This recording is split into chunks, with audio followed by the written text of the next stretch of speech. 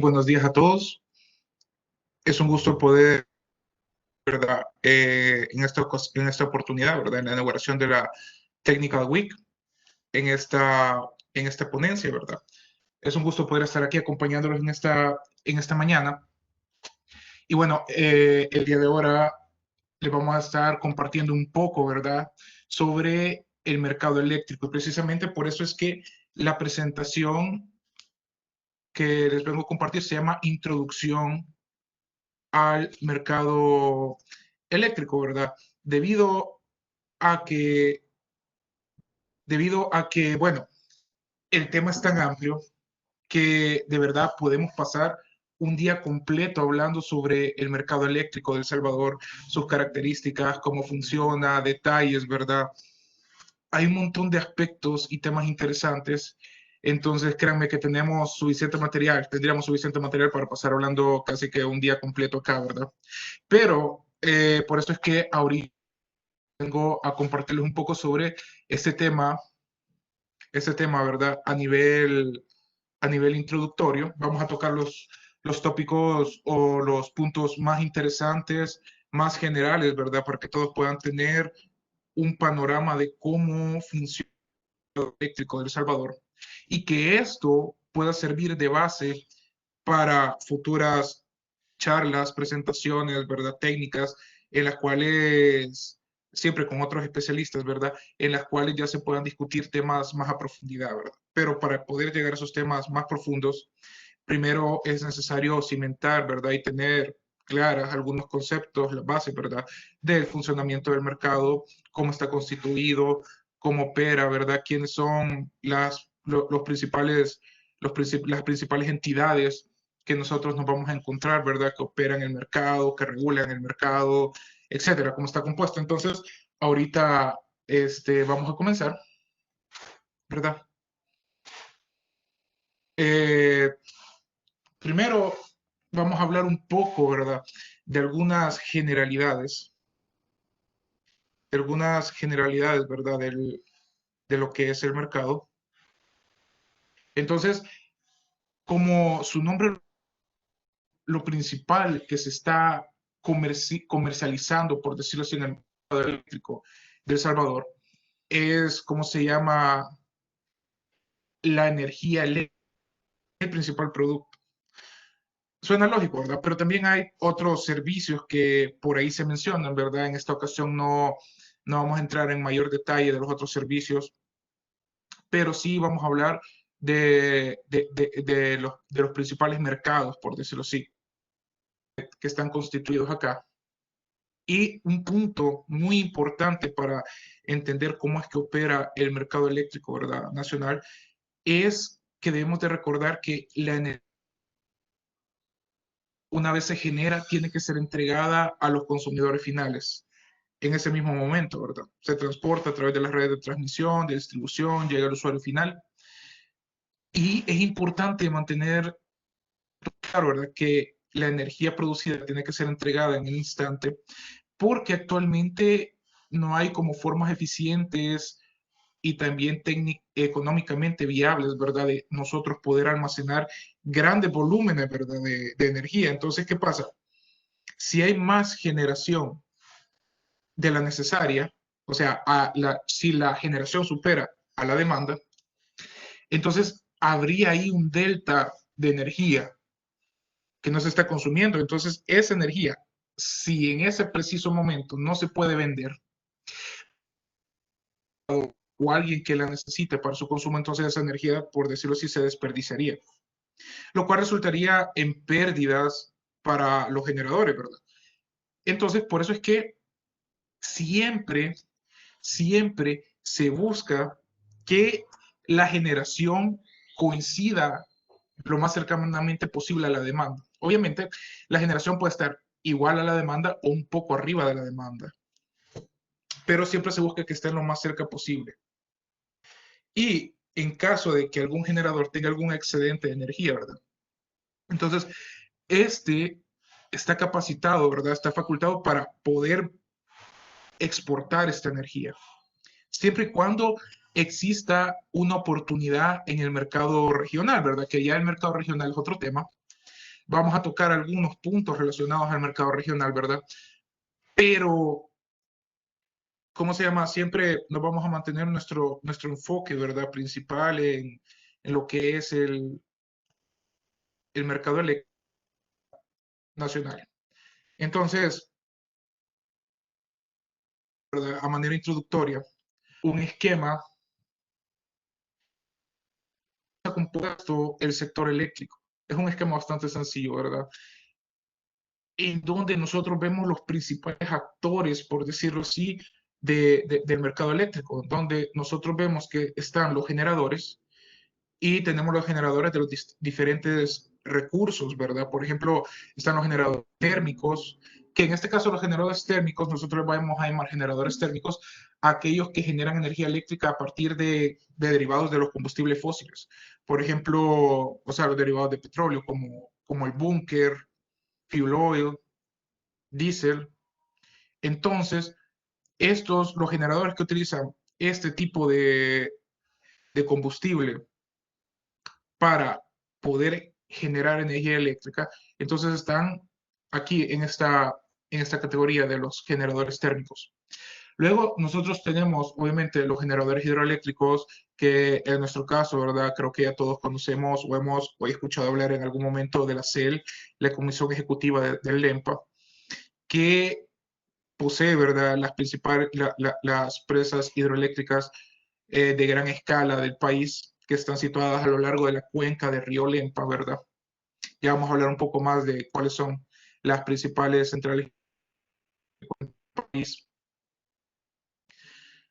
Tenemos la generación geotérmica, que la generación geotérmica en este caso está a cargo de la GEO, ¿verdad?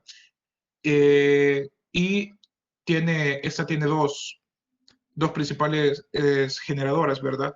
Que una está en el departamento de Usulután, específicamente en Berlín, y otra está en el departamento de Aguachapán, ¿verdad?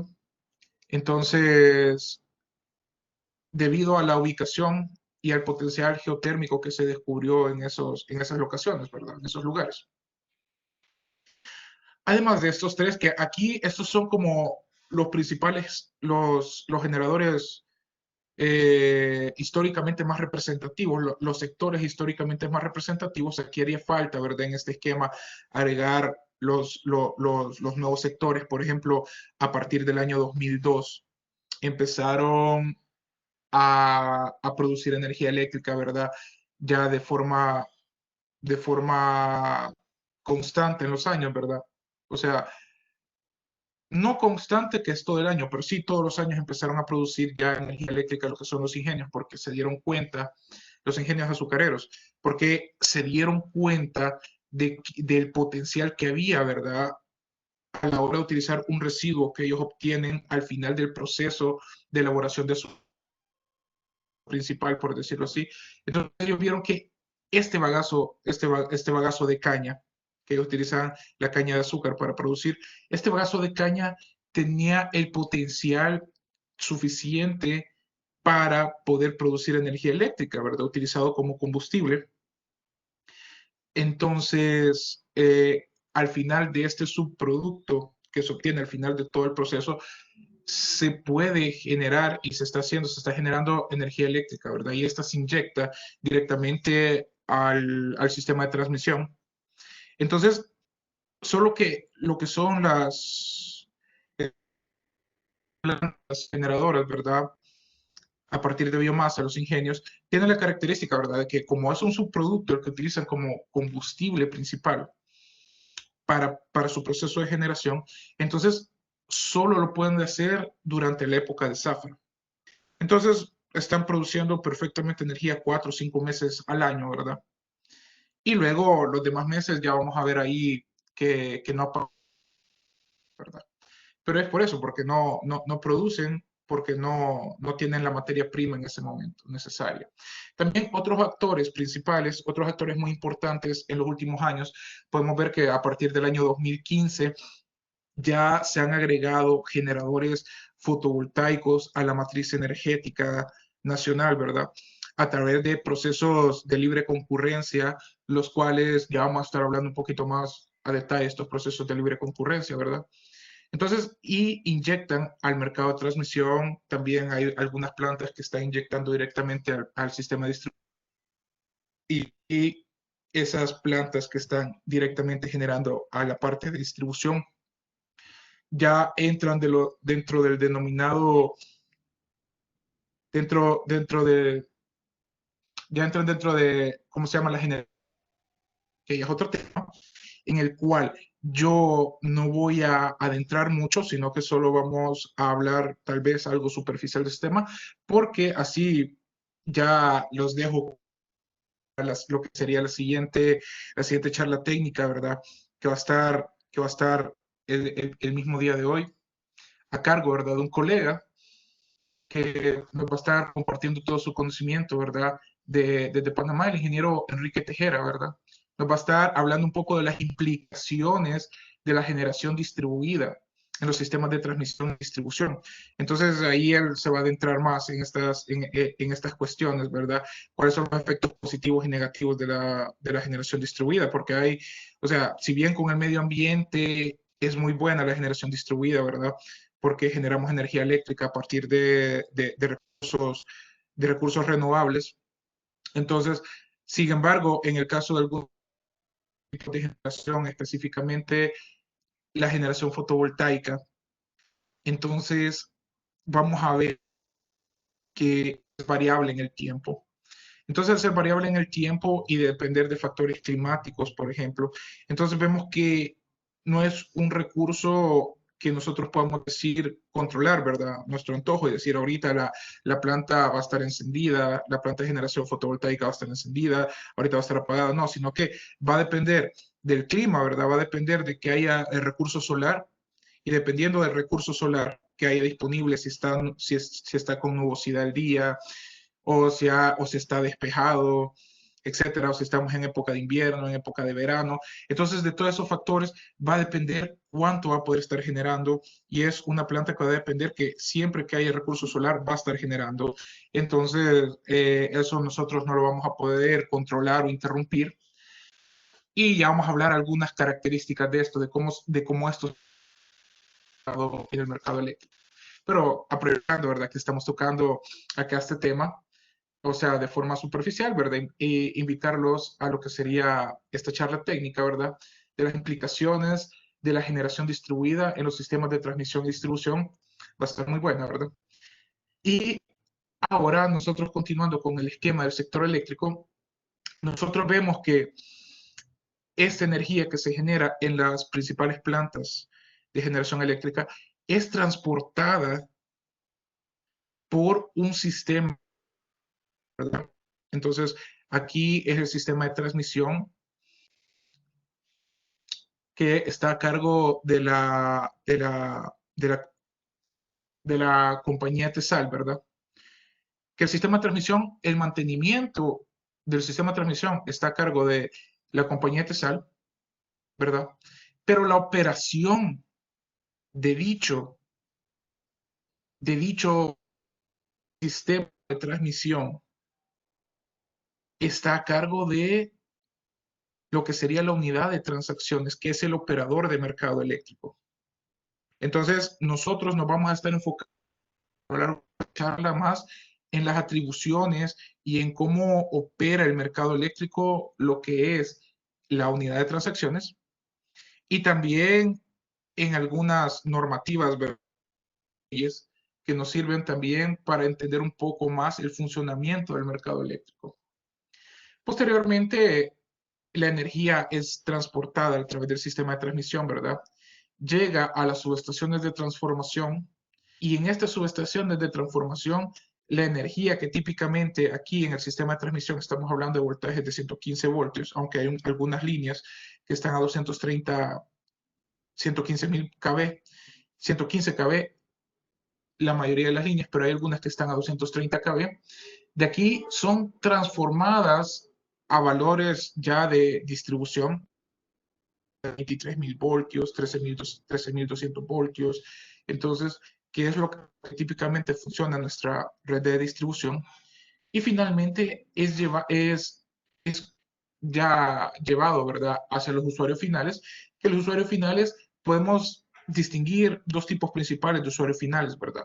Están los usuarios finales residenciales, que ellos reciben ya este suministro de distribución a bajo voltaje. Y están los usuarios industriales, que ellos reciben típicamente este suministro de energía en media tensión. O sea que los usuarios, la acometida que llega a los es una acometida en media tensión, ellos reciben a 23.000 voltios y ellos poseen ya sus propias subestaciones internas en las cuales hacen ya la transformación hacia los valores de voltaje que ellos necesitan. Mientras que los usuarios residenciales, las compañías de distribución ya nos proveen de los transformadores, ¿verdad? Esos transformadores que ustedes ven en los postes. Entonces ahí ya se lleva a cabo la transformación para los niveles de voltaje que nosotros necesitamos, que sería 120, 240, ¿verdad? Típicamente en lo que son los niveles de voltaje a nivel residencial. Entonces, este es como un esquema que nos da un panorama macro de cómo está compuesto el sector eléctrico en El Salvador.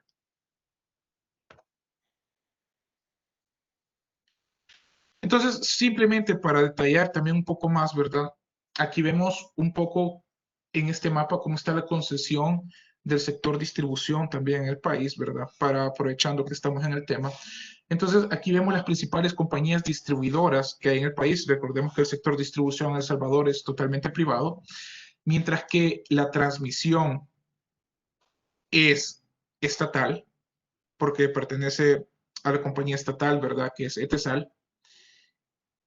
Y la generación tiene una mezcla de generadores privados y generadores estatales. Entonces, pero sí, el sector distribución tiene la característica que es completamente privado. Y aquí vemos a las principales compañías distribuidoras del país, que nosotros vemos que CLES, está CLESA, ¿verdad? CAES, Deusen, que todas estas compañías agrupadas le pertenecen a la compañía AES, ¿verdad? Y en la zona centro del país, en la parte centro, también vemos que está la Compañía del Sur, que esta pertenece al grupo colombiano EPM, ¿verdad? Entonces, y es como está distribuido el panorama, ¿verdad? Del sector distribución en nuestro país. Aclaro que aquí hacen falta alguna que otra compañía de distribución un poquito más pequeña que no aparece en este mapa. Por ejemplo, Abruzzo, ¿verdad? Que Abruzzo, que no, que sí tiene influencia en la zona del sur, es una compañía de distribución mucho más reciente, ¿verdad? Que está ahorita en proceso de crecimiento. Pero sí, digamos que estas serían como las más representativas de momento a nivel nacional. También, ahora sí, ya nos vamos adentrando, ¿verdad? Un poco más en lo que sería el mercado eléctrico de El Salvador y vamos a hablar un poco de lo que sería el mercado mayorista, así se lo conoce, ¿verdad? El mercado mayorista. Entonces, dentro de este mercado mayorista, nosotros vamos a ver que hay, o sea, dentro de este tipo de mercado eléctrico, vamos a ver que lo podemos como dividir en dos. Entonces, nosotros vamos a ver que nos vamos a encontrar con el mercado de contratos y el mercado regulador del sistema. Entonces, ¿qué, qué es el mercado, qué es el mercado de contratos? Entonces, el mercado de contratos, primero vamos a ver los tipos de contratos que hay. El mercado de contratos. Está los contratos bilaterales y los contratos que se adjudican en los procesos de libre concurrencia. Entonces ya ahorita vamos a explicar qué es qué. Los contratos bilaterales son aquellos que se dan directamente entre dos partes interesadas. Por ejemplo, un generador, y voy a poner un ejemplo, digamos un generador fotovoltaico. Alguien quiere poner una planta de generación fotovoltaica privada y dice, ok, yo le voy a vender mi energía directamente a la distribuidora. Entonces va y negocia directamente con la distribuidora y es una negociación únicamente entre esas dos partes. Y llegan, o sea, llegan a un precio en común, el cual beneficia a ambos, a la distribuidora y al inversor, en el cual se hacen los cálculos y el inversor dice, ok, me conviene o no me conviene a este precio, que es el que generalmente pone la distribuidora. Si el inversor ve si le conviene o no, en base a eso, poner su planta fotovoltaica, en este caso, el ejemplo que estamos poniendo, y vender la energía directamente a la distribuidora. Entonces, ahí es un proceso en el cual únicamente están involucradas esas dos partes y se hace un contrato legal y un contrato financiero, ¿verdad? Para poder llevar a cabo este suministro en caso de que pues llegue a buen término todo, ¿verdad? Entonces, esos son los contratos bilaterales. Mientras que hay contratos que se adjudican en procesos de libre concurrencia. Entonces, ¿pero cuáles son los procesos de libre concurrencia? Bueno, los procesos de libre concurrencia son procesos públicos impulsados por el Estado. En este caso estamos hablando más específicamente de que son impulsados y promovidos por instituciones como el Consejo Nacional de Energía, que el Consejo Nacional de Energía es el ente rector de la política energética en El Salvador. Está también impulsado y con el apoyo de CIGET, que es la superintendencia, ¿verdad?, de telecomunicaciones y electricidad, que este sería como el ente que vela porque todo lo que está estipulado en la Ley General de Electricidad, en la política energética que es llevada, que es desarrollada por el Consejo Nacional de Energía, que todo eso se cumpla en el país. Entonces lo podríamos este, denominar como una entidad supervisora y ejecutora de lo que son las leyes y la política energética, ¿verdad? Y también hay otros organismos que se suman a esto, como PROESA, que es el ente promotor de inversiones aquí en el país, ¿verdad? Entonces, se llevan a cabo estos procesos en los cuales se decide en base a los análisis, ¿verdad? Pero se decide qué tipo de tecnologías de generación se van a apoyar. Hay veces que puede ser procesos abiertos para cualquier tipo de tecnología. Hay veces que son procesos en los cuales se apoya específicamente, digamos, a las energías renovables. Y dentro de las energías renovables se dice, bueno, en este proceso de licitación va a ser para, digamos, solar fotovoltaica, eólica, o solar fotovoltaica y biogás, etcétera, como fue el proceso de licitación más reciente que hubo en el país, ¿verdad? En el año 2018, en diciembre de 2018, ¿verdad? Que empezó en diciembre de 2018 y concluyó en los primeros meses de 2019. Entonces, esos son los procesos de libre concurrencia. Y en esos procesos de libre concurrencia, lo que pasa es que la CIGED están los términos, ¿verdad? Los términos para poder participar, las bases del proceso de licitación. Y ahí se establece, ¿verdad?, de que obviamente van a ser adjudicados los proyectos a, ¿cómo se llama?, a los inversionistas que cumplan con todos los criterios establecidos en las bases. Eso es, por ejemplo, hay veces que se ponen criterios de experiencia, que ya se tiene que contar con experiencia en desarrollo de este tipo de proyectos. También se tiene que cumplir con que el precio al que se va a vender la energía, el megawatt hora, sea igual o menor a un valor que se denomina precio techo.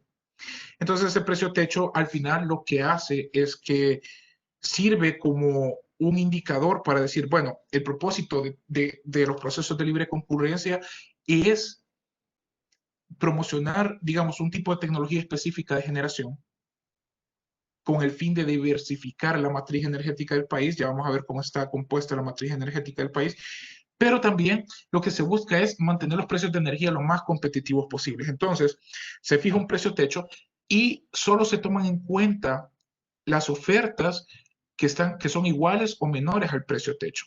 Y dentro de esas ofertas iguales o menores al precio techo, se adjudican los contratos a los inversionistas que ofrecen la energía, o sea, el megawatt hora a los costos, al menor costo, al menor precio. Eso con el fin de siempre mantener el precio de la energía eléctrica competitiva en el país. Entonces, esto es un gran resumen, ¿verdad?, de lo que serían los procesos de libre concurrencia. Hay muchos aspectos involucrados, ¿verdad?, dentro de las bases de la licitación y otras cosas.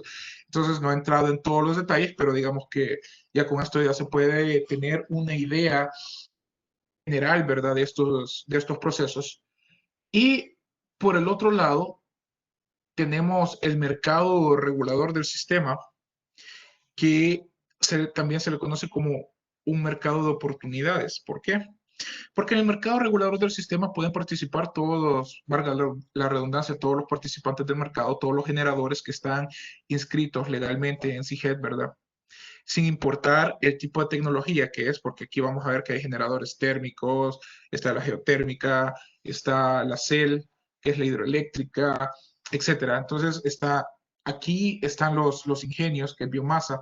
Entonces, este es un mercado en el cual su funcionamiento depende de los costos de la generación. Entonces, depende de lo que serían los costos de la generación, ¿verdad? Y eso viene dado a partir de lo que es, a partir de lo que es la regulación para la operación del sistema de transmisión y mercado eléctrico mayorista basado en costos, o ROB-CP. Entonces, esa es una regulación que entró en vigencia en el año 2011, en la cual se estableció cómo operaría este tipo de mercado, ¿verdad?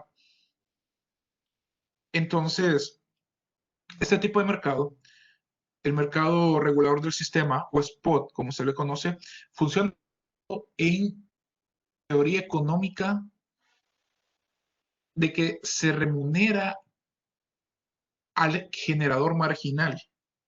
O sea, el generador marginal es quien dicta a cuánto se va a remunerar a la totalidad de los generadores que están participando, que están inyectando energía en un momento dado. Entonces, ese sería el mercado. Y este mercado de contratos de libre concurrencia se le conoce como mercado de contratos de largo plazo. Entonces, ahí están, ¿verdad? El mercado regular del sistema o el mercado de contratos de largo plazo, que es esto que acabamos de describir, que viene de los procesos de libre concurrencia. Estos procesos de libre concurrencia más el mercado regulador, spot, son los que determinan el costo de la tarifa, el costo de la energía eléctrica final que pagamos los usuarios en nuestros activos. Entonces, otro dato importante, pero antes de pasar a esto, vamos a ver algunos ejemplos. Estas son noticias publicadas en algunos medios, ¿verdad? Entonces, que nos van a servir de ejemplo para que así ustedes vean, ¿verdad? Ejemplos de contratos bilaterales y algunos ejemplos de procesos de proyectos adjudicados en procesos de libre concurrencia. Acá, dentro de los procesos de libre concurrencia, aquí tenemos algunos extractos de noticias. Por ejemplo, aquí tenemos una noticia del año 2017 de la del penúltimo proceso de licitación a gran escala para tecnologías a partir de recursos renovables, ¿verdad? Entonces vemos que ahí nos dice que se adjudicaron 170 megawatts de energía renovable. Y miren, aquí en estas noticias nos está diciendo que principal, y entonces 50 megawatts en este proceso de 2017 se adjudicaron a la energía eólica a un costo de $98.78 el megawatt hora.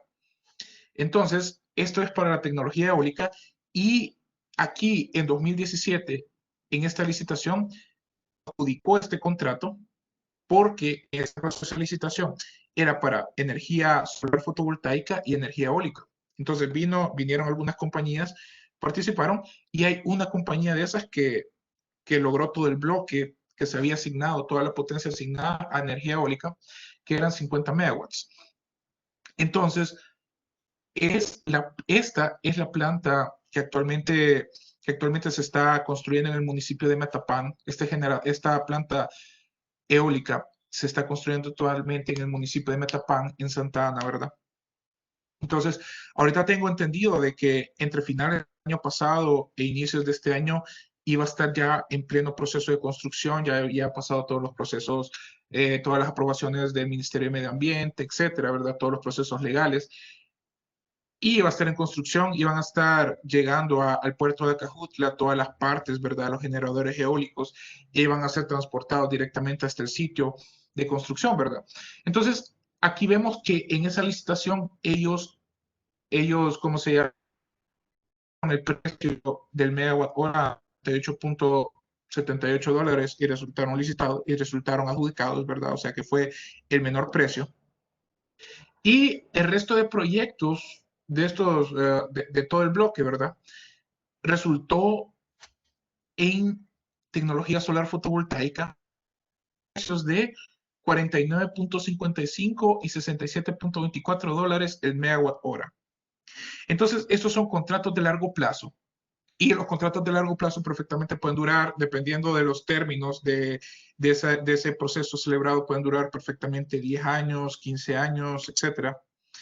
Entonces, ¿cuál es la ventaja de esto? Que aquí hay una doble ventaja. Primero, la ventaja para el inversionista es que ellos logran un precio fijo durante todo este periodo de tiempo, 10, 15 años. ¿Qué pasa? No están sujetos a la volatilidad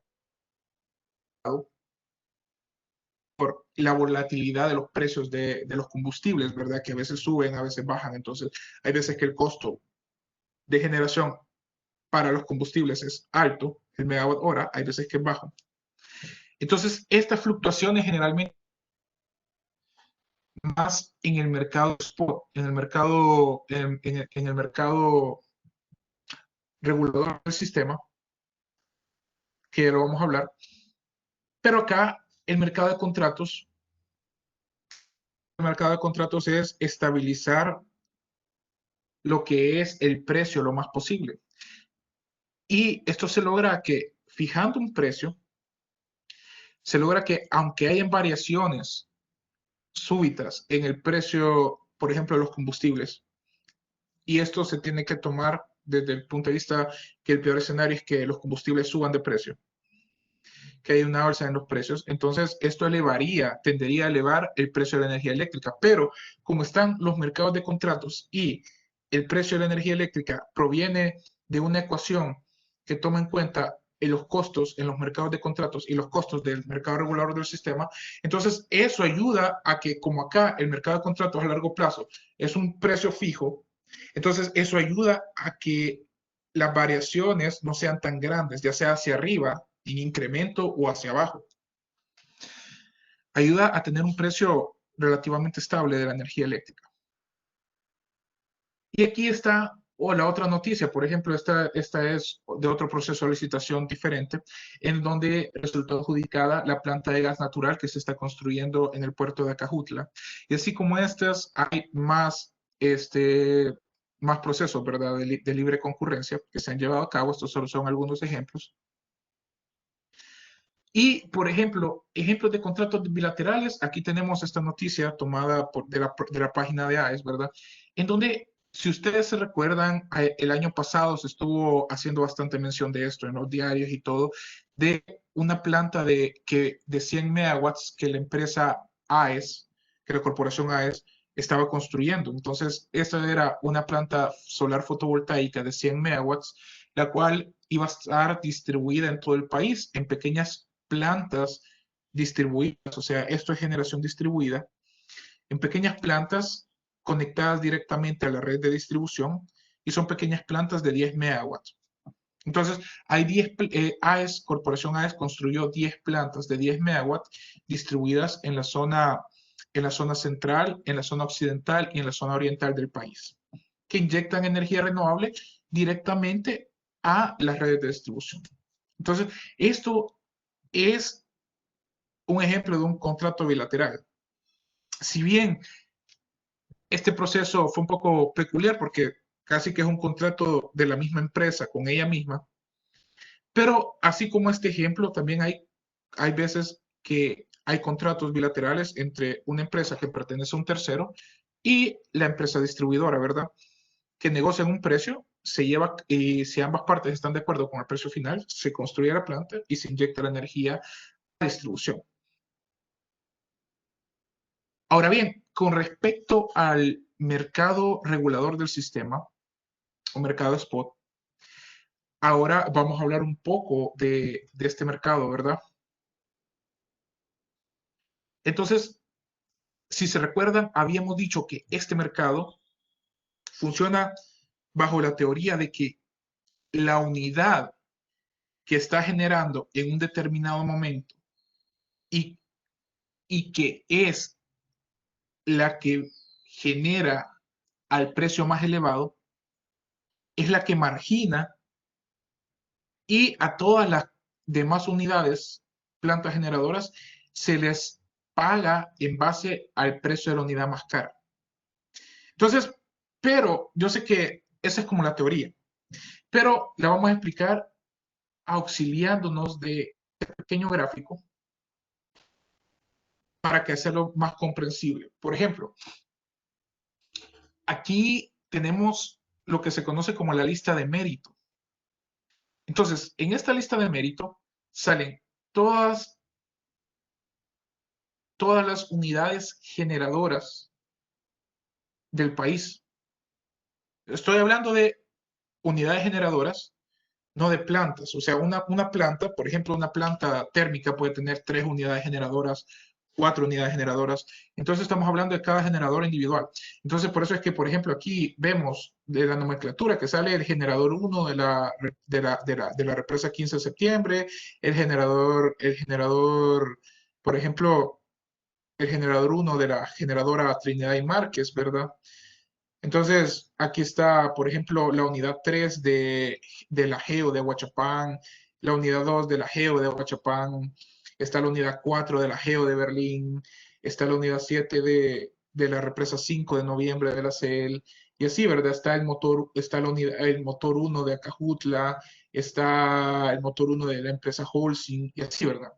Entonces, ¿pero qué es lo peculiar de esto? Si se fijan, aquí hay un orden específico y está este pequeño gráfico de barras.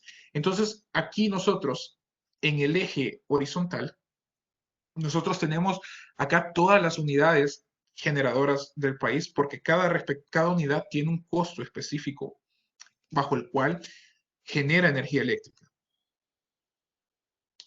Y en el eje vertical, ¿verdad? Nosotros tenemos, ¿verdad? En el eje vertical nosotros tenemos los costos de la energía, el costo del megawatt hora.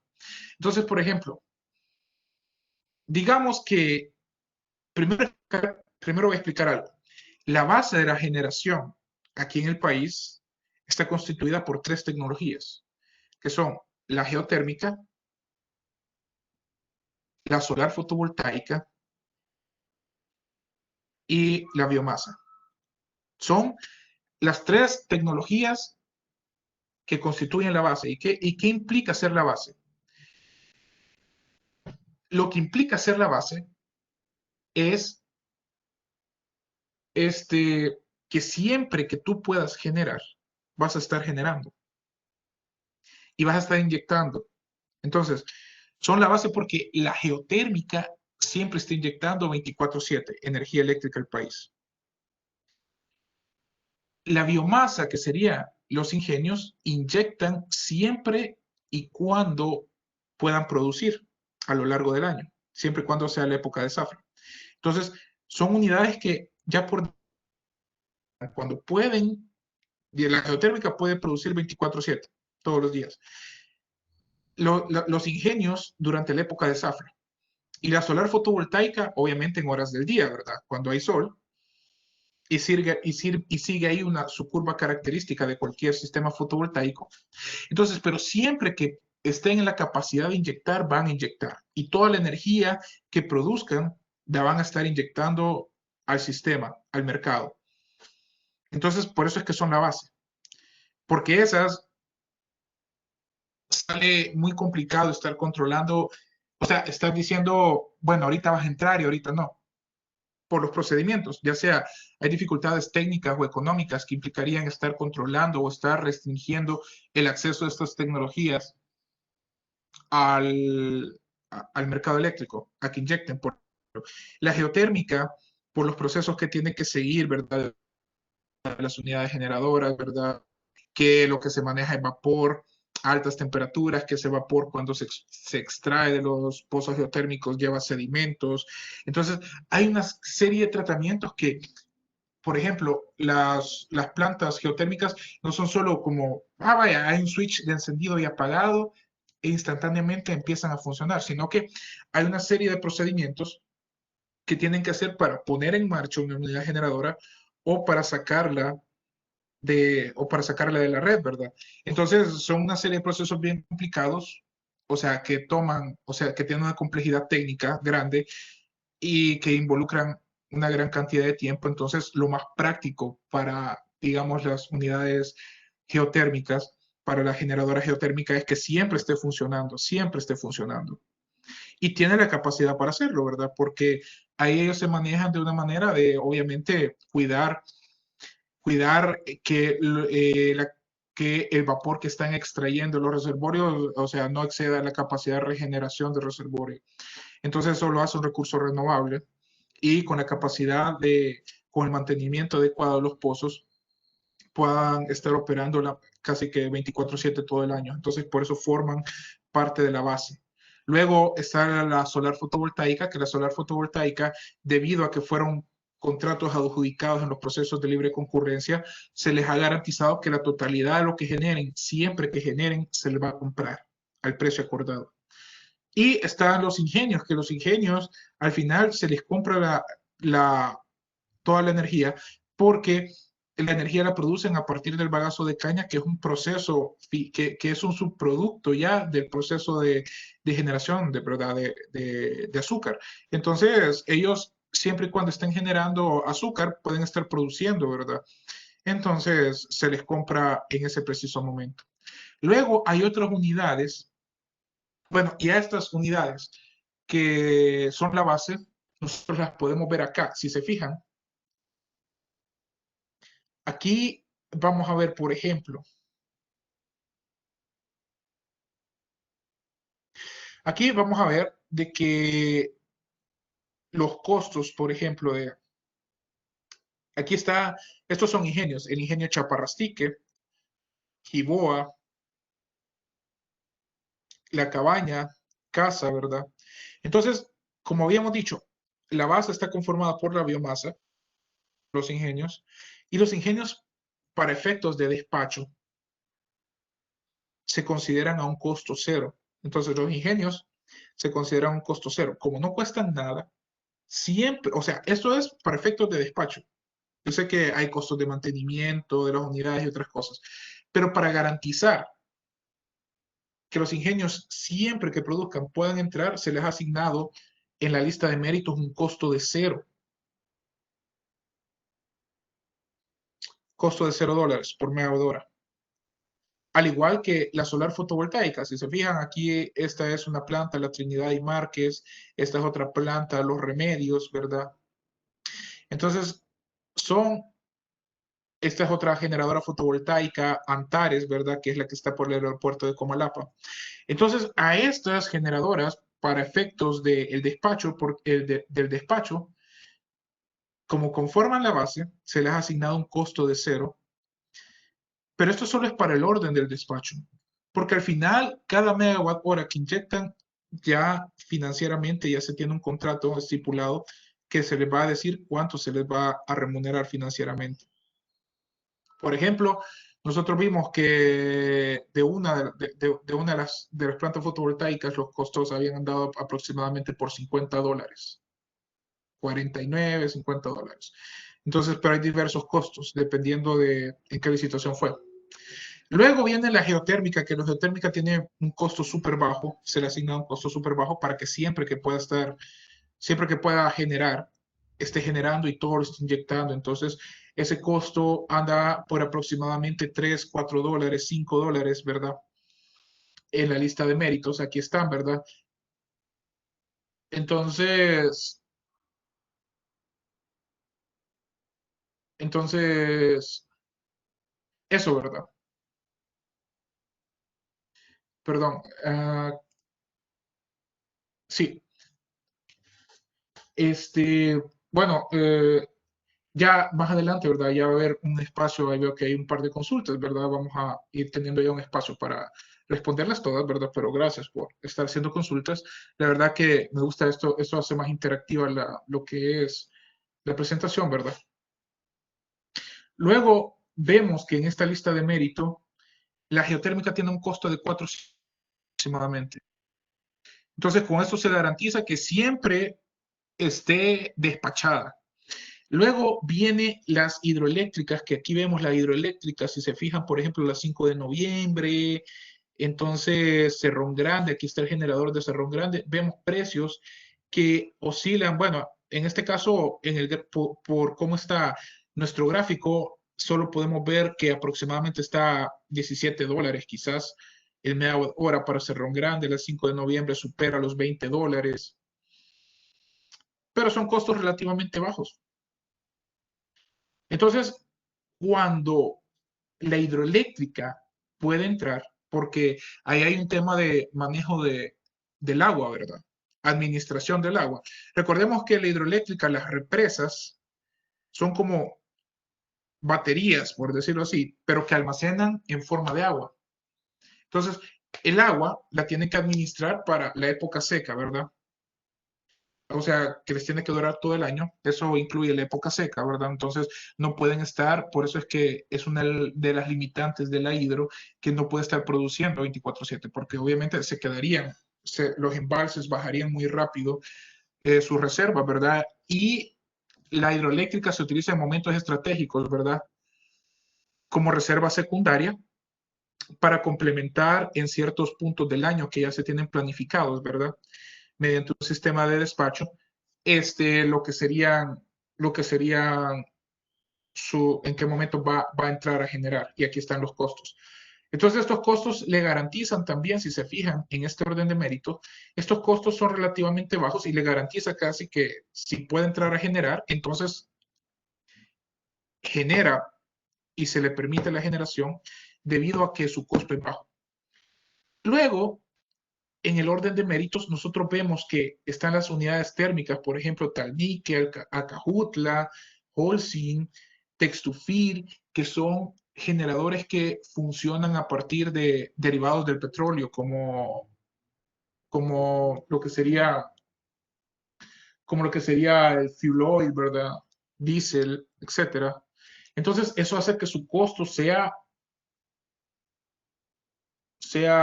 más elevado, ¿verdad? Y la planta que tiene el mayor costo es la unidad 5. Bueno, la unidad que tiene mayor costo es la unidad 5 de Acajutla, que esta funciona con diésel. Entonces el diésel al final es como el combustible de los empleados, ¿verdad? Por las generadoras, el más caro. Por eso es que rara vez entra la unidad 5 de Acajutla. Estas otras utilizan fuel oil, ¿verdad? Que es más barato. Y sus costos, si se fijan, aquí no todas tienen el mismo costo, aunque puedan estar utilizando el mismo combustible. ¿Qué pasa? Aquí el costo se deriva dependiendo de en qué momento compraron el combustible que tienen almacenado y también se deriva de la eficiencia de la máquina. Recordemos que no todas las unidades, así como cualquier equipo que nosotros podemos tener en nuestras casas, no todo equipo tiene la misma eficiencia. Un ejemplo, si ustedes tienen un refrigerador viejito, digamos de hace 10 años, pero funciona bien, ahí lo tienen, ¿verdad? pero no va a tener la misma eficiencia, o sea, va a gastar más energía que si ustedes compraran un equivalente este año o el año pasado. Entonces lo mismo pasa con las unidades generadoras. Las unidades generadoras tienen una cierta eficiencia y cada cierto tiempo se les revisa esta eficiencia. Entonces, dependiendo de la eficiencia, pueden producir, requieren una cierta cantidad de combustible y un cierto tipo de mantenimiento, ¿verdad? Entonces, ahí hay una fórmula que involucra la eficiencia de las unidades generadoras, el costo del combustible, etcétera, para determinar el costo de operación de esa unidad generadora. Y eso es lo que se ve reflejado acá. Entonces, obviamente, nosotros vemos que las más caras están al final. ¿Y qué pasa acá? Digamos que, digamos que, bueno, me voy a adelantar un poquito. Quiero que vean esto, ahorita que estamos hablando en el tema. Aquí están las curvas típicas de demanda, ¿verdad? Esto, o sea, las he tomado como fuente de la unidad de transacciones. Entonces, ¿qué pasa? Estas son las curvas típicas de demanda del país. Entonces, vemos que hay curvas, ¿verdad? Una curva de demanda para el día laboral, una curva para el día sábado, una curva para el día domingo. Entonces, esto nos dice, esto es un promedio anual. Esto nos dice hora a hora cuánta energía requiere el país en esa hora. Por ejemplo, acá, para los días laborales, nosotros vemos que el pico de demanda está dando a eso de entre las 3 y las 4 de la tarde. Luego, el siguiente punto de demanda alta se está dando a eso de las 7 y 8 de la noche. Y el tercero, podríamos ver que se está dando como a mediodía. Aquí hay tres puntos importantes de subida, ¿verdad? Cada vez que vamos subiendo, llegamos a un punto máximo, bajamos, volvemos a subir, volvemos a bajar y volvemos a subir. Entonces, ¿qué pasa?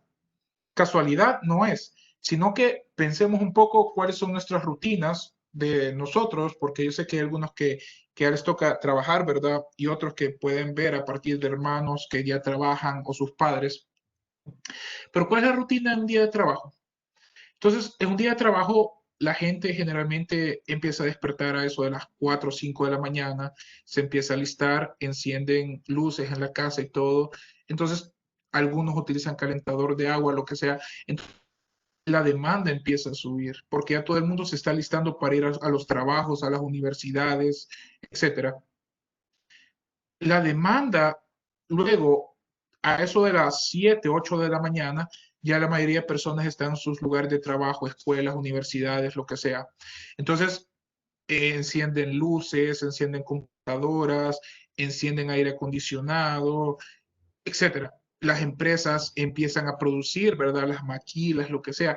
Entonces, hora a hora, a medida más máquinas se van encendiendo, van demandando más energía eléctrica. También los aires acondicionados, a medida que la hora del día va subiendo, van necesitando, están trabajando más tiempo para lograr refrigerar, ¿verdad? Les toca trabajar más para sacar la masa, el volumen de aire caliente y poner aire frío, ¿verdad? Ahí. Entonces, entre más trabajan, más energía gastan. Entonces, ahí llegamos al primer pico que es casi al mediodía. Luego pasa algo. A mediodía vemos que hay una pequeña bajada hasta como de, digamos, de 12 a 1 y media. Hay un pequeño bajón de energía. Eso coincide con la época, con el periodo del almuerzo generalmente de la gente. Entonces, cuando se está almorzando, generalmente no se quedan en las oficinas, se apagan luces, se apagan aire acondicionado, apagan o dejan en suspensión laptops, etcétera. Entonces, hay una leve disminución porque todas las personas se van a concentrar a cafeterías o salen a comer o lo que sea. Entonces hay un poco de disminución. Luego regresan después del almuerzo y hay otro pico de subida de energía hasta eso entre las 3 y las 4 de la tarde, ¿verdad? Porque se vuelven a encender aires acondicionados, equipo y todo, y generalmente hay más actividad. También en horas de la tarde los centros comerciales presentan más actividad de gente que ya anda ahí, entonces demandan más energía y eso que hace que supere por un poco generalmente lo que se demanda en las mañanas, que solo son oficinas, escuelas, universidades y todo eso, aquí hay un poco más de gasto. Luego vemos que hay un bajón acá, se va bajando de nuevo, y eso coincide aproximadamente entre las 4 y las 5 de la tarde, empieza a bajar porque es la hora en la que muchas personas empiezan, ok, perfecto, empiezan a salir de sus trabajos y van de camino a su casa, etcétera, y luego llegan a sus casas y todos empiezan a encender las luces y vemos que el consumo vuelve a subir.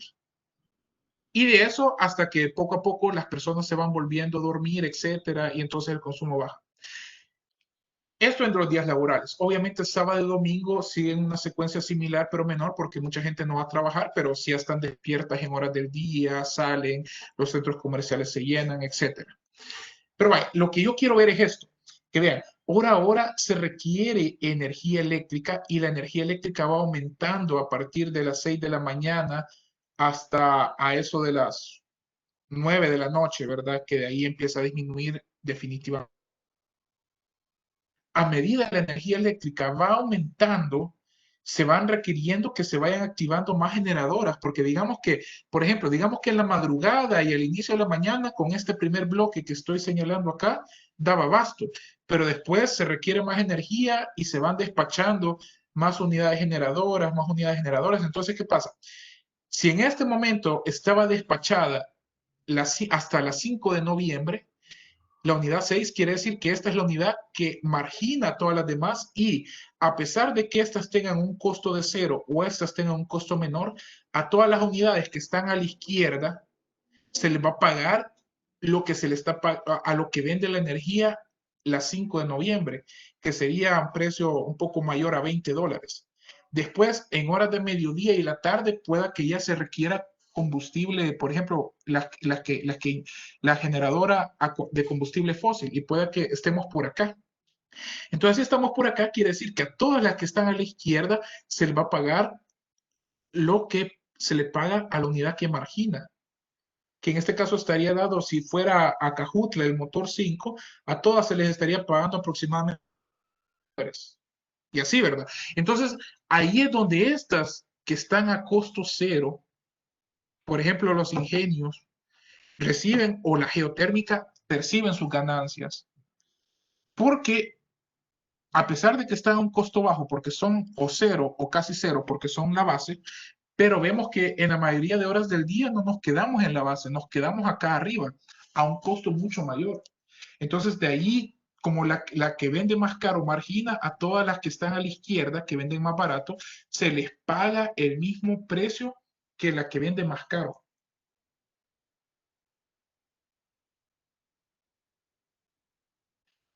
Entonces, esa es como la lógica bajo la cual funciona el mercado regulador del sistema o el mercado spot. Mientras que el mercado de contratos, ya dijimos, son precios fijos todo el año durante y el periodo de duración del contrato, que pueden ser 10, 15 años. Ahora, el funcionamiento del mercado lo lleva a cabo la unidad de transacciones, que ellos, en pocas palabras, planifican cómo van a ir despachando las unidades día a día para cada día del año. ¿Y cómo lo hacen?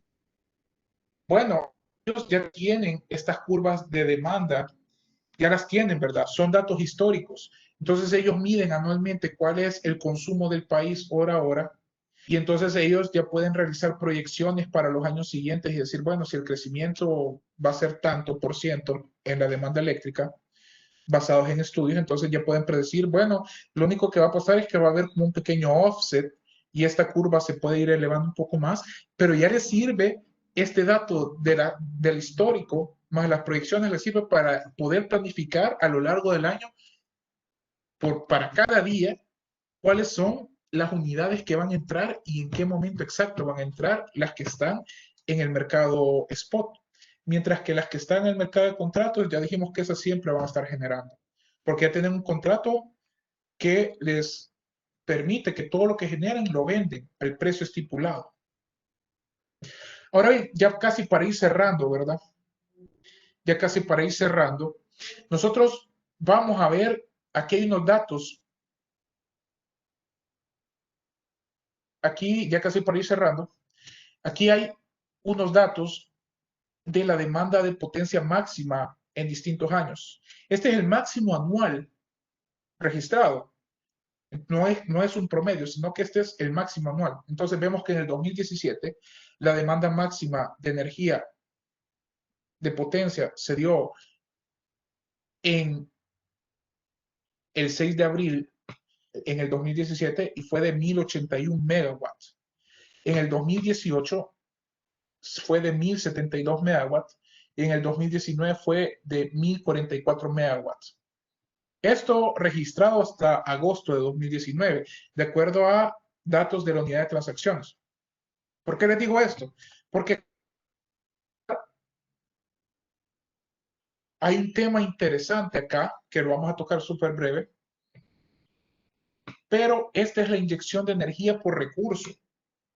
Entonces vemos que esta es la matriz energética del país y vemos que, digamos, para el año 2018, un 2% de la energía de ese año, que se consumió en todo ese año, vino de recurso solar fotovoltaico, un 7% fue biomasa, 28% fueron importaciones que nosotros como país importamos de Guatemala y de Honduras. La hidroeléctrica participó con 23%, la geotérmica con 22%, la térmica con 18%, y así, ¿verdad? Pero aquí está el dato importante o lo que les puede generar curiosidad a algunos.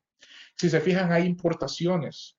Hay importaciones. Nosotros como país importamos grandemente, o sea, la mayoría de energía que importamos la importamos de Guatemala. Entonces, ¿qué pasa? Un 28% de la energía que se consumió ese año fue importada. Y aquí alguien puede venir, puede decir, bueno, ¿por qué importamos? Y alguien puede decir, ¿es que acaso no nos alcanza la energía, o sea, el parque generador nacional no nos alcanza? Alguien puede preguntar eso.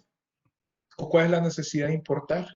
Porque veamos, la demanda máxima de todos los años anduvo en 1081, 1072, digamos que la máxima de todas fue 1081 de estos 3 años. Y nosotros vamos a ver nuestro parque generador, aquí está nuestro parque generador, la totalidad, aquí está la capacidad instalada por recurso, la totalidad del parque es 1726.2 megawatts, esto actualizado el año 2019, 726 megawatts. ¿Y cuánto fue nuestra demanda máxima?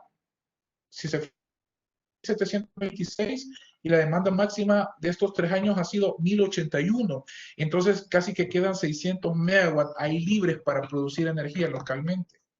Sin embargo, así como se importa energía no porque no nos alcance con lo que podemos producir aquí en el país, sino que es más un tema económico. ¿Por qué? Basados en la lista de méritos que hemos discutido acá, nosotros vemos que hay ciertas unidades aquí en el país que producen energía a un costo muy elevado y se las ponemos a funcionar de manera más frecuente, porque a veces entran, pero si las pusiéramos a funcionar de forma más frecuente, el efecto que crearía es que la tarifa de energía eléctrica se nos iría para arriba y haríamos el costo de la energía del país menos competitivo y menos atractivo para las empresas. Elevaríamos costos. Entonces, lo que se busca con esto, con las importaciones, no es que hay un déficit de generación. El Salvador puede generar toda la energía que requiera a partir de sus plantas instaladas aquí en el país, pero se importa energía para mantener una porción de energía, para mantener el costo de la energía lo más bajo posible siempre y que el costo de la energía en el país sea competitivo. Y como dato final, ¿verdad? En el año 2018, ya para cerrar, vemos que de los dos grandes mercados que conforman nuestro mercado mayorista, el mercado de contratos aportó el 77% de toda la energía que se consumió en el país y el mercado spot o regulador del sistema aportó el 23% de la energía. Que esto es la tendencia que anda. Generalmente el mercado regulador del sistema aporta el 20%, el de contratos el 80%. Y aquí están los precios del MRS, que esto ya lo estuvimos viendo de forma anual. Todos estos datos han sido extraídos de la unidad de transacciones, ¿verdad? Y bueno, estaría ya concluyendo lo que sería mi presentación, ¿verdad? Para no abarcar tampoco más tiempo del previsto, pero ha sido un verdadero gusto poder compartir con todos ustedes y bueno, no sé, ya podemos proceder si gustan a la parte de preguntas, ¿verdad? Que tenga nuestra audiencia. Agradecemos al ingeniero Fernando Sarmiento por su valioso aporte. En estos momentos iniciaremos la sección de preguntas y respuestas, por lo que solicitamos que en el chat, en la opción a todos los panelistas, puedan colocar su nombre y apellido. Nosotros procederemos a activar su micrófono para cederles la palabra, o bien pueden escribir su pregunta en el chat para luego dar lectura y que nuestro ponente pueda solventar las dudas. La primera pregunta es de Cristian Aguilar. ¿Por qué el generador 1 de la 15 de septiembre tiene también un costo de despacho cero?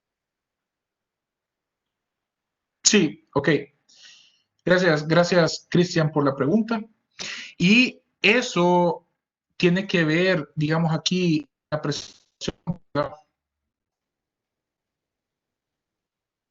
Entonces, si se fijan que la 15 de generador 1 a la 15 de septiembre tenga un costo cero, no es más que, como por decirlo así, un método para asegurar que siempre va a ser cuando la CEL pueda generar, para empezar a inyectar en los momentos que ellos consideren que pueden generar. Esta generadora va a formar parte de la base y va a entrar a inyectar la 15 de septiembre. Esto tiene que ver acá, miren. Esto tiene que ver acá con algo bueno, ahorita lo puedo, para contestar la pregunta, lo puedo mostrar acá. Esta es la distribución de los embalses. Entonces, ¿qué pasa? Las centrales, las centrales hidroeléctricas se pueden considerar de dos tipos. O sea, tenemos las centrales de regulación, que serían aquellas centrales hidroeléctricas que tienen una represa capaz de almacenar un gran volumen de agua. Entonces vemos que están la Aguajoyo y Cerrón Grande, que el Aguajoyo puede almacenar 466 millones de metros cúbicos de agua, y Cerrón Grande, que es la más grande de almacenamiento, puede almacenar 2.042 millones de metros cúbicos. Entonces, ¿qué pasa? La lógica es que si tú vas a generar, primero vas a despachar la que está más abajo, porque recordemos que el flujo del agua viene desde el punto más elevado hacia el punto más bajo. Entonces, tú primero, para generar, vas a liberar un poco del agua que tenías tú aquí en la 15 de septiembre, que es la que está más abajo. Porque si todos, digamos que un supuesto, si todas las represas las tenés al máximo y tú empezás a liberar agua de Guajoyo, lo que va a pasar que vas a provocar un posible rebalse.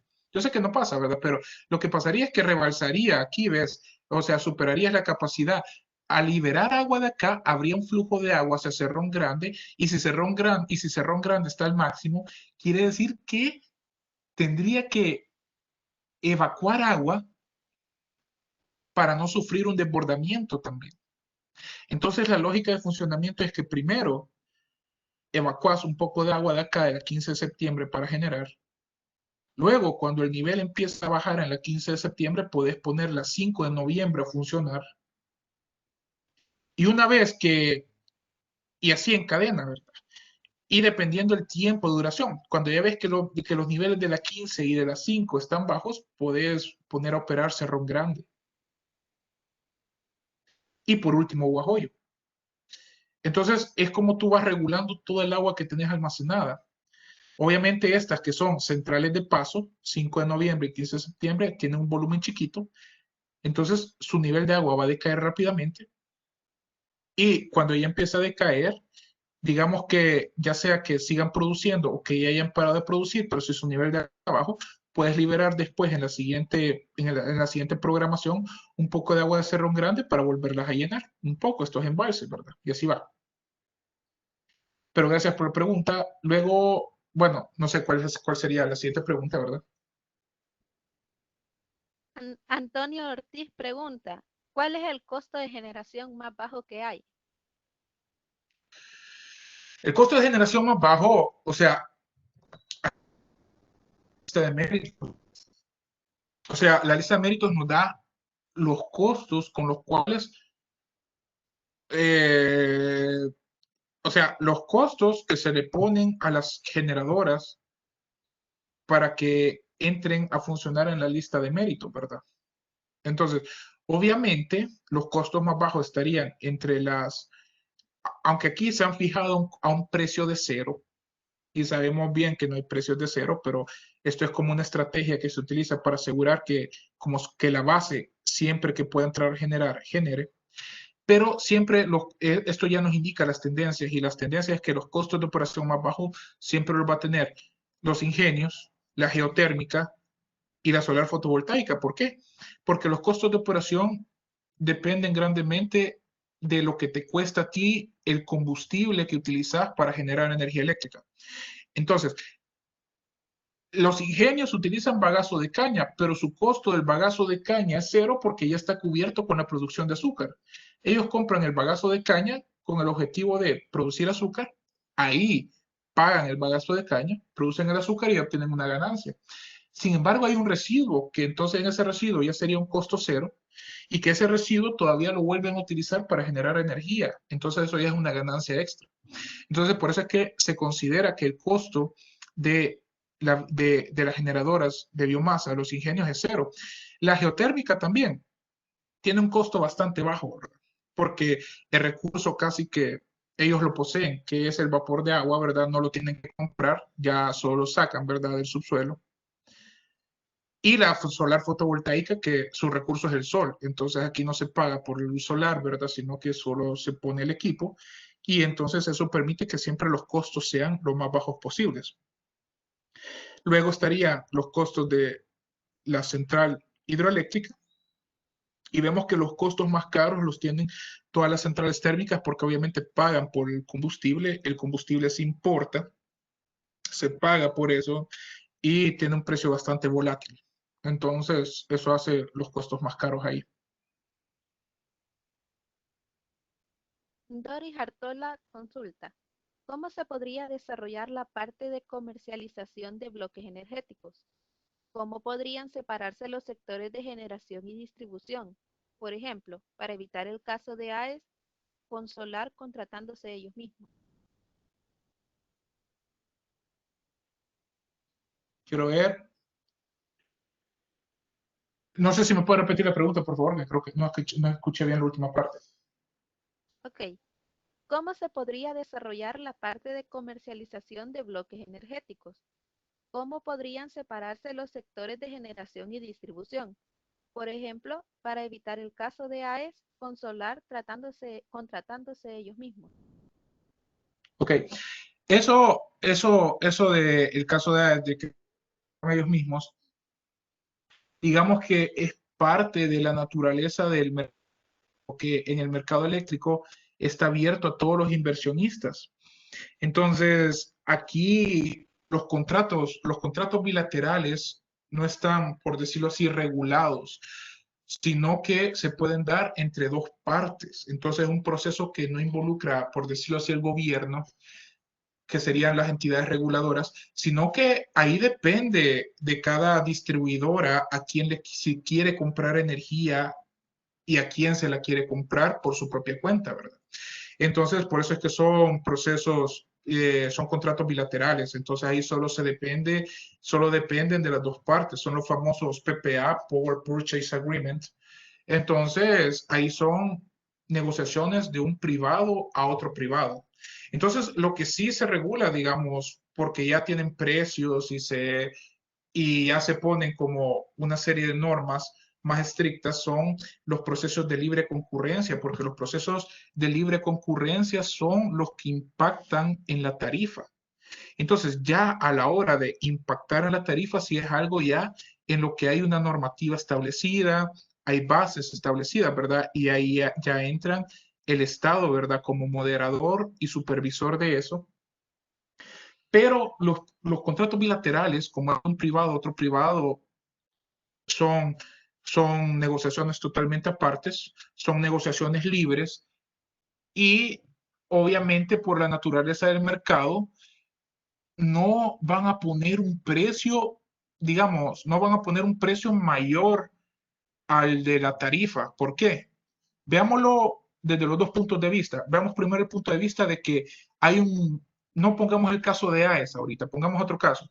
Hay un tercero que pone una planta fotovoltaica o que quiere poner la planta fotovoltaica. ¿Y qué pasa?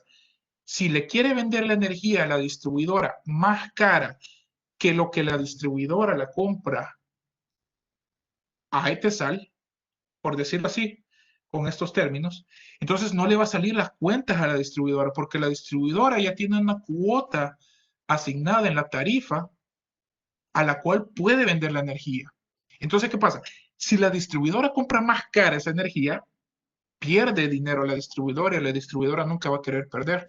Si la distribuidora compra la energía al mismo precio de la tarifa, también pierde porque no gana nada y esa energía está pasando por sus redes. Entonces, la distribuidora siempre va a tratar de comprar energía más barata a la tarifa. Entonces, porque la distribuidora ya está amarrada a que su energía no la puede vender más arriba de la tarifa, ¿verdad? Entonces, esa es una de las cosas que supervisa CIGET, ¿verdad? Que se cumplan. Y por ese mismo aspecto de la regulación del mercado es que esos procesos de privado a privado, que son los contratos bilaterales, tienden a desembocar en que siempre la distribuidora va a comprar a un precio menor al de la tarifa. Entonces, se mantiene esa lógica de que siempre la energía que se vende tiende a ser un precio menor. Luego, en el caso de AES, simplemente lo hizo porque en ese caso la ganancia que percibiría un tercero la percibe el mismo AES, pero obviamente ya vimos que por esa lógica la ganancia nunca, por cada megawatt hora inyectado, nunca va a superar a la tarifa eléctrica. Por eso es que con estos procesos bilaterales, de contratos bilaterales, el Estado no se mete, sino que es una negociación de privado a privado, porque ya está garantizado que no va a subir el costo de la tarifa.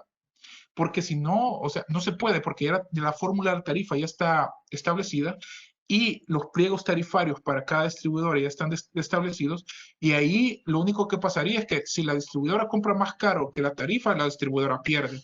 Y entonces ahí no creo que eso sea un buen negocio para la distribuidora. Así que Doris eso sería. Artola, ¿pueden cambiar de giro estas empresas como Textufil o Ilcasa hacia generadoras si su producción es mayor en electricidad que en hilandería? ¿Qué requisitos tendría que cumplir para entrar como generadora en CIGET? ¿O es más conveniente iniciar como empresa nueva generadora, una nueva generadora? No, sí, es que lo que hacen típicamente estas empresas, obviamente cualquier empresa que quiera generar se tiene que ir a inscribir con CIGET, ¿verdad? Y digamos que aquí ya hay un mapa establecido, digamos, por ejemplo, en la página, eso se puede encontrar, esa información en la página del Consejo Nacional de Energía, que ya hay un mapa esquemático establecido de todos los pasos a seguir que tiene, valga la redundancia, que seguir cualquier generador. Entonces, ahorita les voy a mostrar así rápidamente. Permítanme. Ya les muestro. Digamos, aquí está. Me avisan si la pueden ver. Entonces, esta información está disponible en la página del Consejo Nacional de Energía. Entonces, vemos que todo el proceso para solar fotovoltaico se va a iniciar con la creación de una sociedad. Entonces, como por ejemplo, Ilasal, Ilcasa y todas esas, ya era una sociedad existente. Vemos que hay pequeñas variaciones. Por ejemplo, Ilcasa, si ustedes van a ver, Ilcasa como tal ya tiene su rubro, su giro, pero para empezar a generar, porque ellos tienen un sistema fotovoltaico, ¿verdad?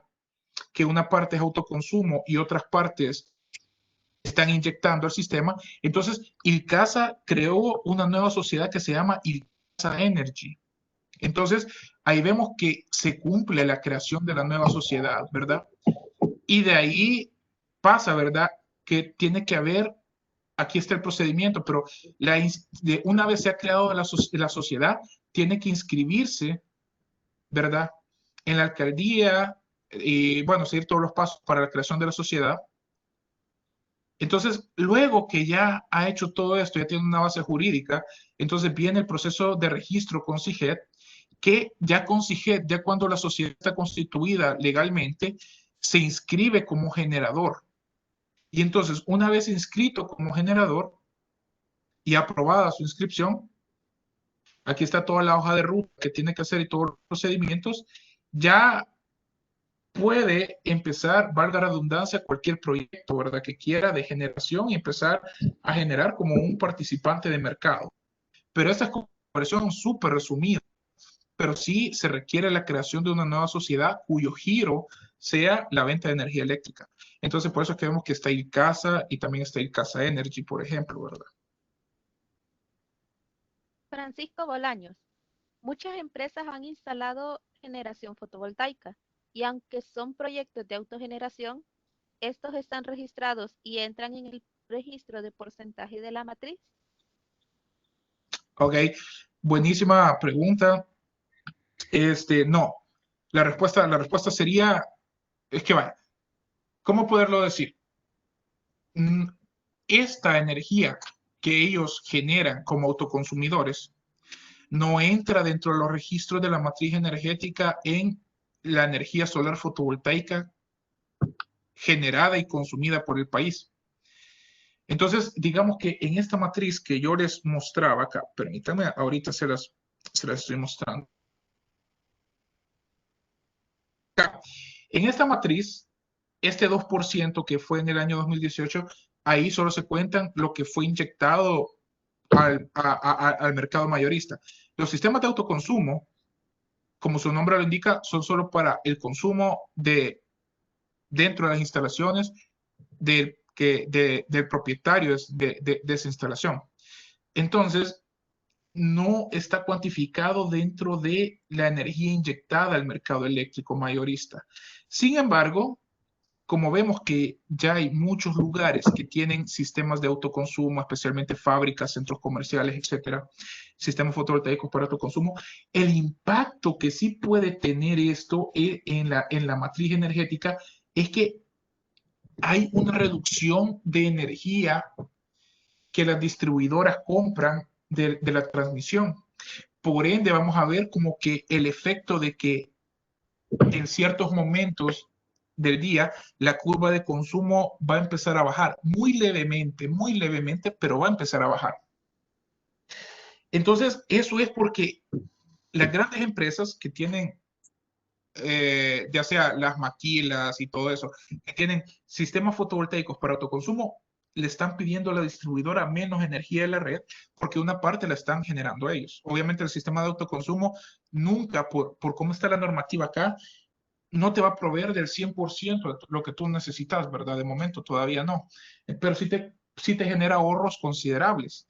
Entonces, lo que pasa ahí es que sí, en la matriz energética vamos a ver como que hubiera una disminución de la demanda anual, ¿verdad?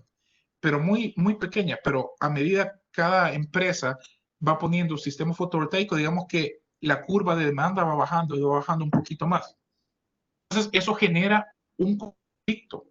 Un conflicto, ¿por qué? Porque pareciera que hay un decremento en la generación eléctrica, en la curva de demanda, que sería esta, que la curva de demanda empieza a bajar un poquito más.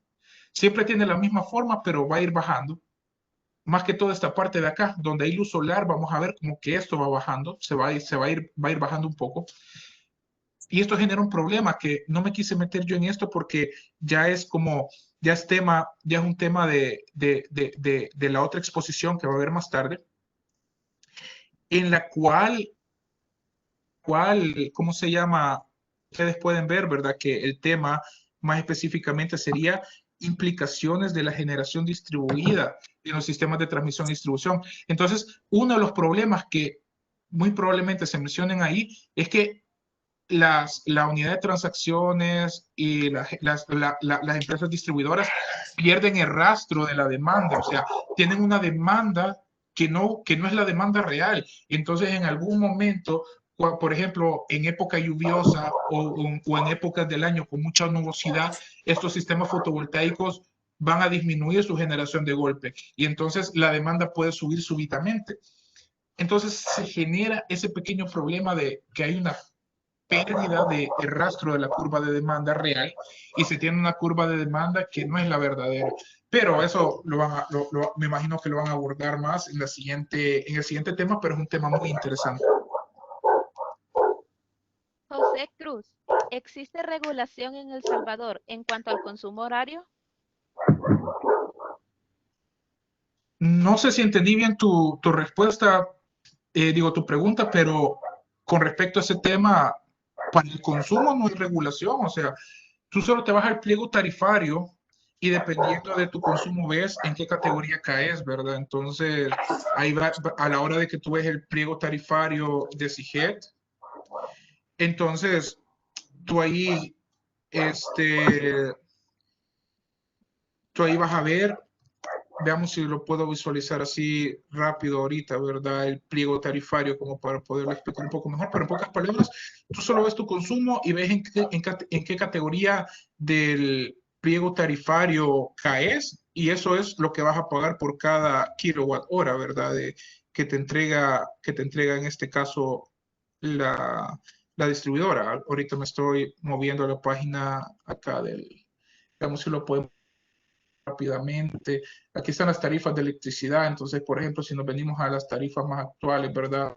Al 2020. Entonces, aquí quiero ver al consumidor final. Entonces, bueno, no me lo abrió ahí en el navegador. Aquí lo tengo, pero permítame, solo lo tengo que abrir. Aquí está el pliego tarifario. Y el pliego tarifario vigente. Entonces, aquí tú ves, por ejemplo, cuál es tu consumo energético. Aquí te dicen, por ejemplo, si tú ves tu acometida en que estás, si estás en baja tensión, entonces, que son generalmente las acometidas residenciales, tú ves, ok, si tienes un consumo menor a 99 kilowatt hora al mes, entonces te vas y ves, si en tu recibo dice que consumís menos de 99 kilowatt hora, entonces te vas a tu empresa que distribuidora y ves cuánto es el cargo. Entonces ahí ves cuánto es lo que tú tenés que pagar. Entonces ahí ves que hay una serie de cargos, o sea, el cargo por comercialización, que esto ya es fijo, ¿verdad? Esta es una cantidad fija que se te cobra por usuario. Luego aquí está lo que tú estás pagando por cada kilowatt hora, el cargo de energía. Esto es lo que tú estás pagando, 13 centavos, 13 puntos, o sea, 0.13 centavos estás pagando por cada kilowatt hora si estás en 99 kilowatt hora al mes o menor. Si estás entre 100 y 200 vas a estar pagando 0.13 también. O sea, ahí van los distintos cargos. Por ejemplo, aquí ves que en el caso, quiero ver, aquí está con CAL, ¿verdad? Ahí están los consumos 0.138, 0.138 se mantiene casi que igual, ¿verdad? Esos los consumos en baja. Si estás en media demanda, por ejemplo, en media demanda, aquí ya entra, digamos, la parte de si tenés medidor horario, si estás en media demanda o en gran demanda, aquí ya sí te entra lo que son los medidores horarios y entonces aquí ya tú ves si estás en punta, resto valle y ves cuánto es lo que tú vas a pagar. Entonces aquí es donde ya entra de que en punta el consumo, el kilowatt hora lo estás pagando más caro que si lo pagas en resto o en valle, ¿verdad? Aquí ya se puede ver la diferencia. Y si estás en baja tensión con medidor horario o en media tensión con medidor horario. Si te fijas en media tensión con medidor horario, los costos son menores. Entonces, aquí estos costos son menores porque en baja tensión con medidor horario, ya la empresa distribuidora asume los costos de lo que sería tu tu subestación, entonces ahí hay pérdidas, o sea, en la subestación hay pérdidas porque la distribuidora pone la subestación y a ti te entrega en baja tensión, pero si la empresa pone la subestación, a ti te ponen el medidor en el lado de alta y solo te cuantifican ya directamente la energía que te entregan, pero ya las pérdidas las asume la empresa, ¿verdad? Las pérdidas que hay en cualquier subestación. Entonces, así sería. Lo que tú tienes que hacer es ver en qué bloque estás, si estás en baja tensión, media tensión, y ver en qué bloque estás, si estás en demanda, en media demanda o en grandes demandas, y así y ubicas tu compañía distribuidora y ves qué es lo que te toca pagar. Eso Ok. Blanco. Si un agente consumidor compra energía en el mercado spot, este, esta compra se liquidará al precio marginal de ese periodo y si existen restricciones de compra, por ejemplo, si solamente pueden comprar el equivalente al consumo propio.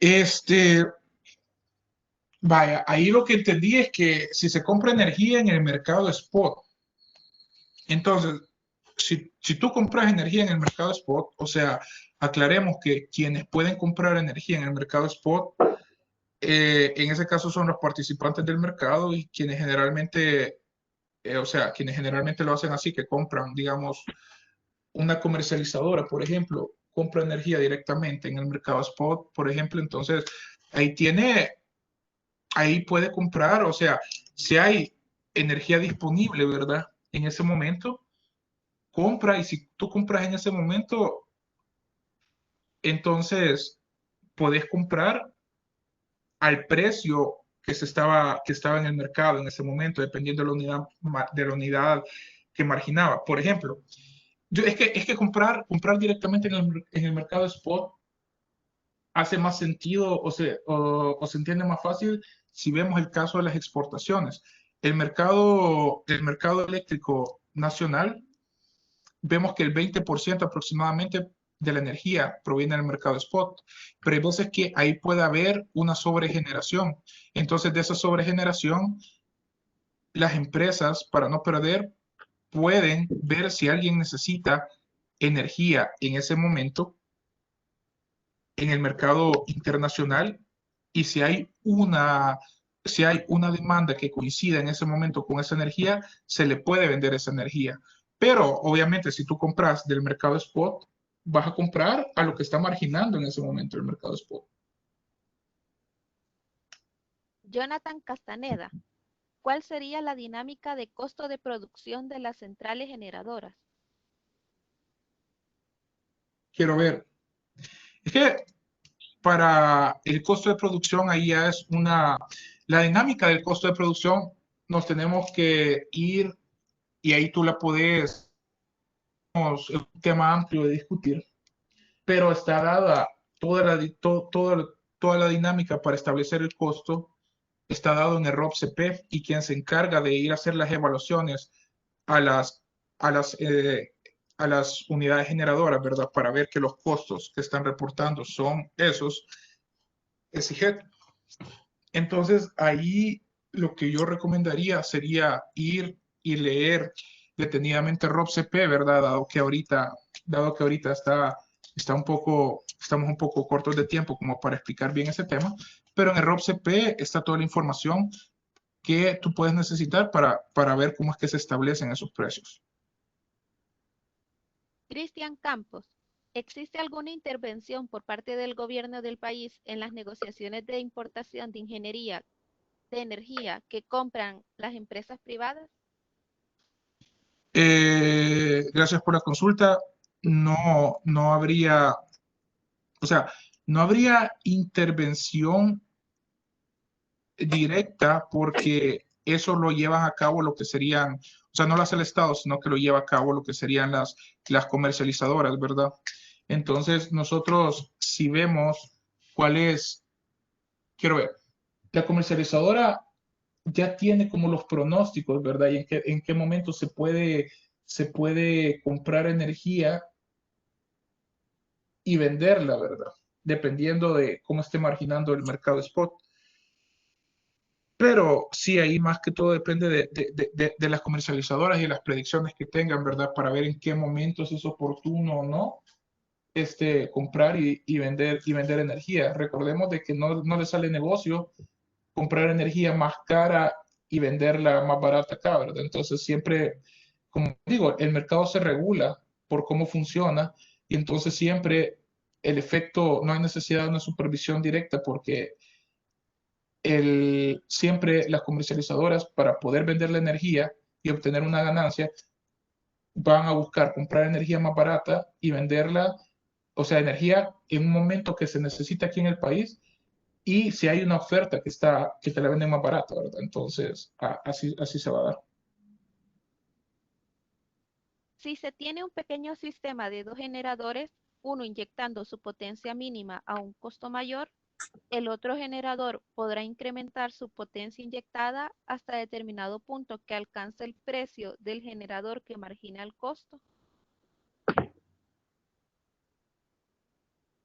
¿Me podría volver a repetir esa pregunta?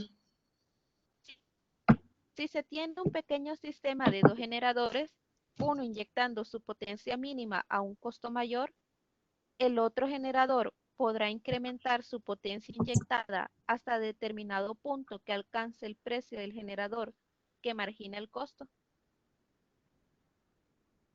Es que vaya, cada generador ya tiene un costo asignado. Entonces, digamos que si entra una determinada unidad, esa unidad, yo lo que entendí es esto, o sea, bueno, ahí, por lo que yo entiendo de la pregunta, pareciera como que si dependiendo de la cantidad de energía que tú vas a generar, es el costo y no. El costo es basado en el costo de producción, lo que a ti te cuesta producir un megawatt hora. Entonces, eso va a depender de la eficiencia de la máquina y del combustible que estás utilizando y de los costos de operación. Entonces,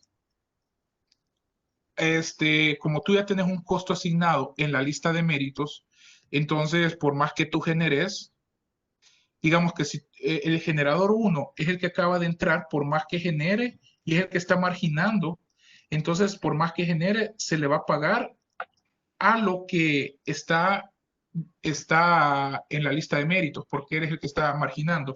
Si después del generador uno entra un generador 2 y este generador 2 por la lógica de cómo funciona el sistema, entra y margina a un precio mayor, entonces ambos generadores van a cobrar, por decirlo así, o se les va a pagar de acuerdo al generador más caro. Entonces, automáticamente el generador uno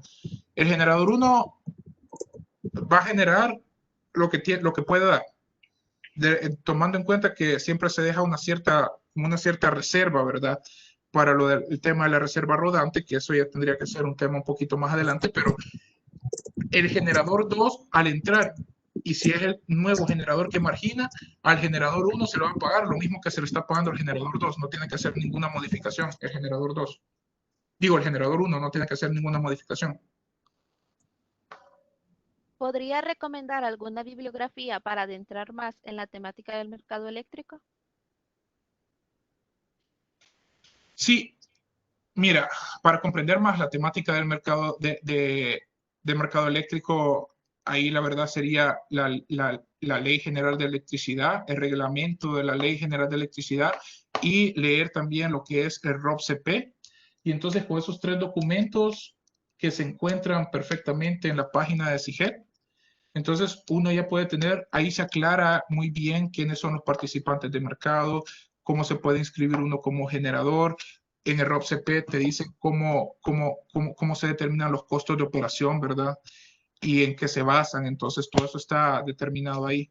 Así que definitivamente esos tres documentos, la Ley General de Electricidad, el reglamento de la Ley General de Electricidad y el ROPCP, los pueden descargar de la página de CIGET, están disponibles y con esa bibliografía, o sea, ustedes ya van a poder entender un poco más sobre el funcionamiento, ¿verdad?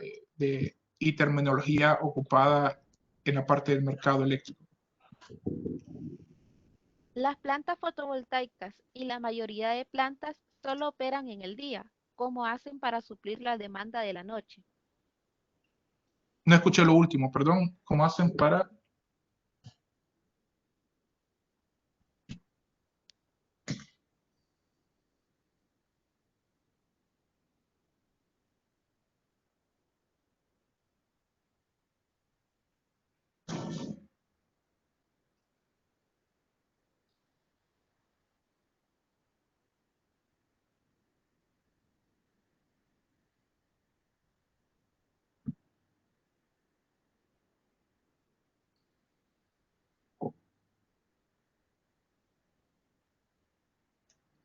Hola, no sé si me podría repetir la última pregunta, que no le alcancé a escuchar bien, se cortó.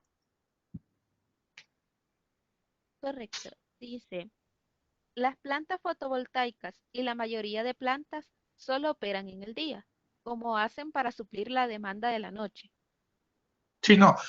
Por eso es que aquí no vamos a- podemos verlo desde el parque generador, ¿verdad? O sea, estas son las tecnologías con las que contamos en el país y podemos ver la lista de mérito. Entonces, obviamente, por lo que te decía, un ejemplo, la hidroeléctrica, que aquí esté la 15 de septiembre, quiere decir que la 15 de septiembre la vas a tener, como tiene un costo cero, la vas a tener produciendo todo el año. No puede, porque se te agotaría rápido tu recurso, el agua. Lo tenés que administrar. Entonces, obviamente, en los momentos, digamos que si en algún momento, como no puede entrar, ya sé, solo voy a explicar dos maneras. Primero, si en algún momento, digamos, aquí están las plantas generadoras, los remedios, que es solar fotovoltaica, Trinidad y Márquez, Antares, y estas no están generando. Entonces, el déficit que hay de estas unidades se puede, se puede suplir con otras unidades, ya sea unidades de generación térmica o se suple con las importaciones. Entonces, ¿qué pasa? Vamos a ver un pequeño archivo. Este archivo ustedes lo pueden encontrar perfectamente en la página de la unidad de transacciones. Entonces, aquí, este es un archivo, este es llamado el predespacho, ¿verdad? Este se publica diario, transacciones, este es el predespacho diario. Entonces, aquí te da un resumen de qué es lo que está pasando, qué es lo que está programado para ese día. Entonces, el predespacho te indica la planificación que ha hecho la unidad de transacciones el día anterior, el día de ayer para el día de hoy. Esto se publica el día de ayer. Entonces, es el predespacho, por eso la palabra pre, para el día 13 de julio, o sea, el día de ahora. Entonces, nosotros aquí vemos que puedes ver tú la generación que se tenía planificada para este día por cada recurso. Y aquí tienes el total de lo que se ha generado hora a hora por todos los recursos. Entonces, aquí tú lo puedes ver. Es por cada unidad generadora, aquí está. Entonces, ¿qué pasa? Por ejemplo, este día vamos a ver que la unidad, el generador Una Cerrón Grande, estaba planificado para estar operando todo el día de hoy. La 5 de noviembre iba a operar en este horario. Entonces, aquí tenés todas las unidades generadoras como hora a hora para ir supliendo toda la demanda. Entonces, por ejemplo, aquí vemos que las plantas fotovoltaicas, Antares, Trinidad y Márquez y todas estas, tienen, tienen el mismo comportamiento, empiezan a producir a eso de las 5 de la mañana, dejan de producir a eso de las 6 de la tarde, producen durante el día, pero vas a ver de que en los momentos que ellas no están produciendo, que sería que en la mañana no hay mucho problema, porque ya vimos que de acuerdo a la curva de demanda, la demanda es menor, pero tal vez en la noche sí habría problema, porque aquí todavía tenemos una demanda un poco alta, especialmente a eso de las 7, 8 de la noche, cuando todo el mundo empieza a llegar a las casas. Entonces, ese déficit que dejan estas generadoras, que vemos que no es un déficit que sucede repentinamente de un momento a otro, sino que vemos que la generación empieza a disminuir, digamos a mediodía alcanza su punto máximo y de ahí cada generadora va disminuyendo poco a poco. Eso va dando lugar a que otras generadoras entren e inyecten energía. Por ejemplo, acá vemos que a las 7, a las 8 de la noche se tiene programado que la unidad 7 de las 5 de noviembre inyecte 33.1 megawatts. Entonces, eso es algo que en el resto del día no se había tenido, ¿verdad? Luego, en esta parte de acá vemos que coincide con la finalización de la inyección de la fotovoltaica. Vemos que ya estaba estipulado que la unidad 1 de las 5 de noviembre empiece a inyectar a partir de las 6 de la tarde y se mantenga inyectando 15.8 megawatts por cada hora hasta las 9 de la noche. Entonces vemos que este déficit que queda aquí por estas generadoras se puede ir compensando con otras, pero por eso es que se planifica para ver para optimizar y dejar la mejor programación que cuide cada recurso de cada generador y que también impacte de menor manera lo que es la economía, ¿verdad? Entonces, aquí vemos. Y entonces, mediante esto puedes ir viendo el algoritmo que se va siguiendo. Si te fijas, las térmicas, que son todas estas, están produciendo todo el día. Luego, ¿qué pasa? Acá, Ajutla, generador 2, que es térmica, o sea, esta es más cara, ¿verdad? Esta de méritos, empieza a producir a eso también de las 3 de la tarde, empieza a producir para ir compensando ya la baja que se tiene de la fotovoltaica. Si te fijas, cuando las fotovoltaicas estaban en su máximo, que era mediodía, Acajutla generador 2 no estaba produciendo nada. Antes, en la mañana, cuando las fotovoltaicas no habían alcanzado su máximo, Acajutla estaba produciendo y después de que ya van de bajada las fotovoltaicas, Acajutla produce de forma fija 31.4 y también entra la unidad 1 de las 5 de noviembre. Entonces ahí ves que estos son como las estrategias que se ocupan, la planificación que hace la unidad de transacciones para llenar esos vacíos. Recordemos que cuando una unidad generadora sale o va bajando su producción poco paulatinamente, como lo es las fotovoltaicas, se va compensando con otras generadoras que van entrando poco a poco. Josué Lemus, ¿cuál es el papel del Consejo Nacional de Energía? Ok, el Consejo Nacional de Energía es el ente rector de la política energética a nivel nacional. ¿Cuál es su papel? Ellos generan nueva política, ellos crean nuevas normativas, ellos generan en conjunto en conjunto con otras entidades de gobierno, son los encargados, por ejemplo, de generar las bases de licitación para los procesos de libre concurrencia, son encargados de generar nuevas normativas que rige el sector eléctrico, por ejemplo. Ahí había un tema que me estaban preguntando, ¿verdad? De cuál era el impacto del autoconsumo, por ejemplo, en la matriz energética. Entonces, el Consejo Nacional de Energía, junto con lo que es CIGED, ¿verdad? Elaboraron allá en el año 2017, a finales del 2017, se elaboró lo que sería una nueva normativa. Voy a poner esto de ejemplo para que los ejemplos más recientes. Pero vemos que aquí está esta normativa. Norma está también disponible en la página del Consejo Nacional de Energía, está en la página de la CIGED, pero esta normativa, los encargados principales de realizarla es el Consejo Nacional de Energía, siempre, pero recordemos que el Consejo Nacional de Energía siempre consulta otras áreas, pero ellos son los encargados de la elaboración de este tipo de normas, entonces de impulsarlas, ¿verdad? Y de hacer las consultas necesarias para tomar en cuenta todos los temas.